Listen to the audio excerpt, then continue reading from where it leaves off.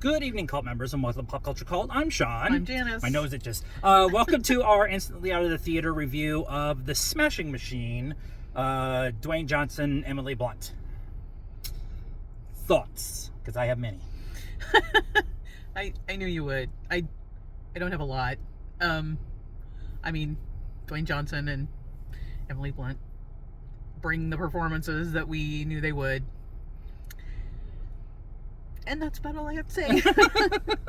Okay. Telling the story of Mark Kerr, Mark Coleman, the first Grand Prix of Pride, the early stages of the UFC and all of mixed martial arts and stuff like that is something that we haven't done yet. I haven't done a ton of yet.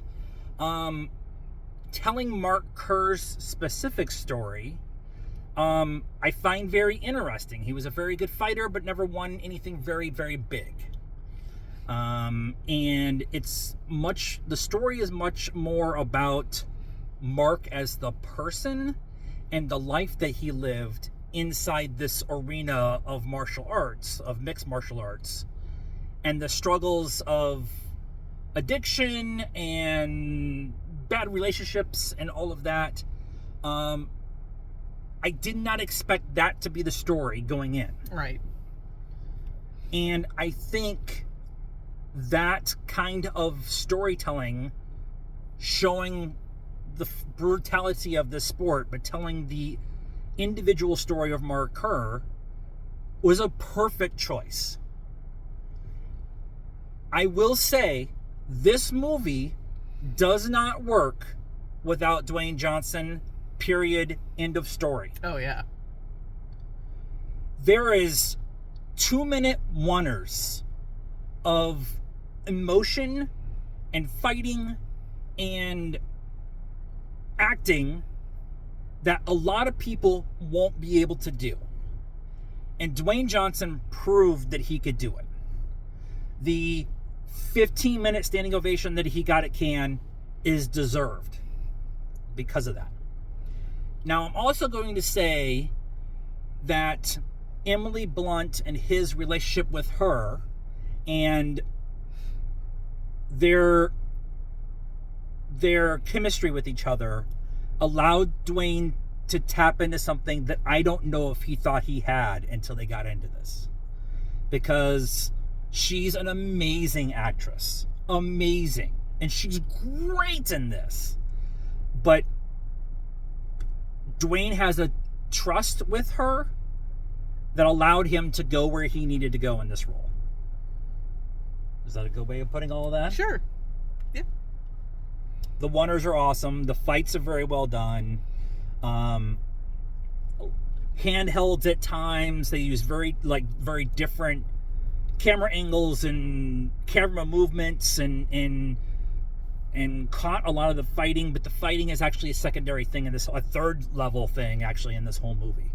And I think that the hype around this movie is legit, but it's not going to be for everybody. No. It is it's a slow burn the entire time, and it's about mixed martial arts, which a lot of people have problems with. We don't.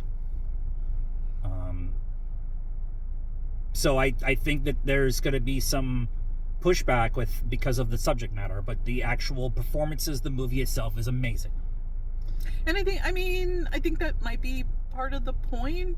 Because they do a thing at the end. They show you actual Mark Kerr. He's still alive. Yep. And they talk about, they do some text on the screen, and they kind of talk about the fact that him and Mark Coleman were very instrumental in starting, UFC in the Pride organization, I guess. Yep. And nobody knows about them, and they didn't make millions of dollars like the current ones. The guys do. Yeah. So, I think they kind of, and they definitely addressed the issues that they faced, maybe not quite so much anymore, but the early days. Early days, there weren't as many rules. Like one of the rules they talk about is you can no longer bite. Yep. It was like, Yep. Yep. So yeah, they kind of address some of that, and the mental and the physical toll it takes on you and the mental toll that it takes on you. And yeah, I'm glad that they addressed a lot of that stuff, because that actually adds to the story of what happens with Mark for his career.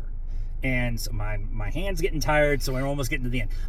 But it's they address that stuff to point it out, not to hide it, not to get ahead of the conversation that is mixed martial arts and the violence and brutality that is that sport. And so I'm really glad that they did that, because it'd been very easy for them to go, no, we're not going to address that stuff. Yeah. And they did. Yeah. Score. I'm going to be higher than you. I know. And I mean, I'm going to give it a 7.5 because of the acting. This is not going to be a rewatch for me. I'm good. Yeah. Yeah, this is not a rewatch for me either, which is one of our higher criterias. But I think I'm at an 8.5. Again, performances.